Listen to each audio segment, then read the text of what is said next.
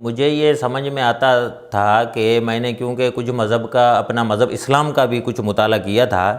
تو مرزا مسرور کے بارے میں یہ سوچتا تھا کہ جو اس کا لائف اسٹائل ہے، بڑی بڑی گاڑیاں ہیں، مرسڈیز ہے جو مہنگی والی ہیں، اور اس کے بعد جو چارٹ پلین اس پہ اس کا سفر کرنا وغیرہ، جو شاہانہ زندگی گزار رہے ہیں، تو خلیفہ وقت جو ہوتے ہیں تو ہمارے حضرت عمر فاروق بھی گزرے ہیں، تو جو سادی زندگی، کپڑوں میں پیوند لگے ہوئے ہیں، وہ بھی بندہ گنے اس سے بھی زیادہ شاید، اور روکھی سوکھی کھائی جو کھاتے تھے،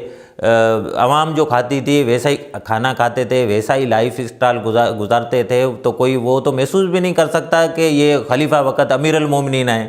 یا کوئی عام انسان ہے، ایسی زندگی گزارتے تھے، اور اس کی جو گھر والی تھی یا اس کے بچے تھے وہ بھی ایسی زندگی سادی گزارتے تھے۔ تو مذہب اسلام کے خلیفہ اگر فالو کرنا ہے تو ان کو کرنا چاہیے۔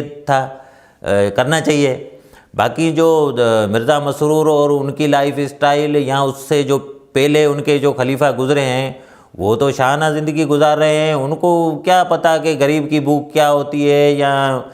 بیچارے جو جماعت کے قادیانی جماعت کے جو غریب لوگ ہیں وہ کیسے زندگی گزار رہے ہیں۔ وہ تو جو مزدور لوگ ہیں وہ بھی 500 روپے کماتا ہے، اس میں بھی 50 روپے ان کو چندہ دیتا ہے، اگر دے گا تو ٹھیک ہے، ورنہ تو وہ اس کے ساتھ وہ سلوک اچھا نہیں کرتے، اور وہ بیچارہ اس دلدل میں پھنس گیا ہے، ابھی تو وہاں سے نکل کے دوسرے